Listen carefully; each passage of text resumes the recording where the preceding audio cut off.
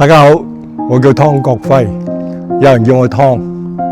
咁今日咧好興奮啊，因為我可以喺度公開宣布我係一個基督徒，同埋成為生命眾浸信會嘅一份子。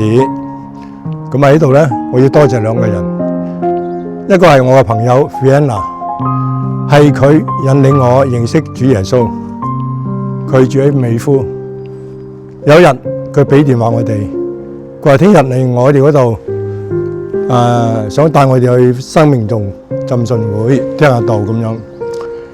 咁我當時諗啊，哇，個朋友咁遠過嚟，咁教會就喺我哋樓下，去聽下都無妨啊。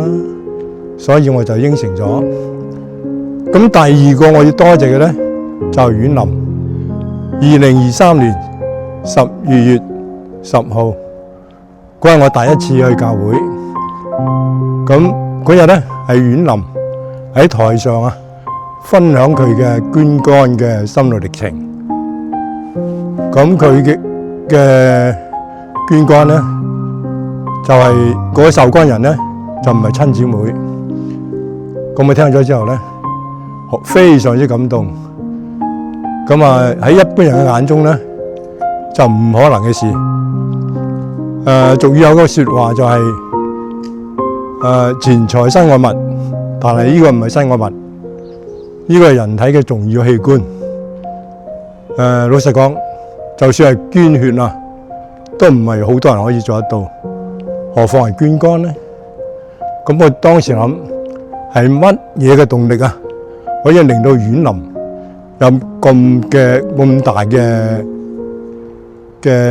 犧牲或者咁嘅奉獻咧？咁之後我明白啦，呢個係因為神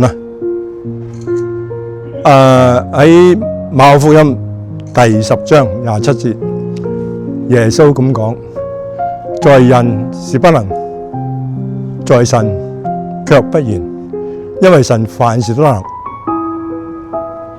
咁阮林係生命中嘅一個基督徒，佢活用咗聖經嘅一個說話，就凡物公用。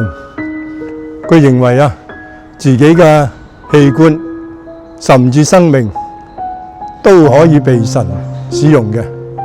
咁我聽過佢分享之後咧，就十分感動，就決定信主。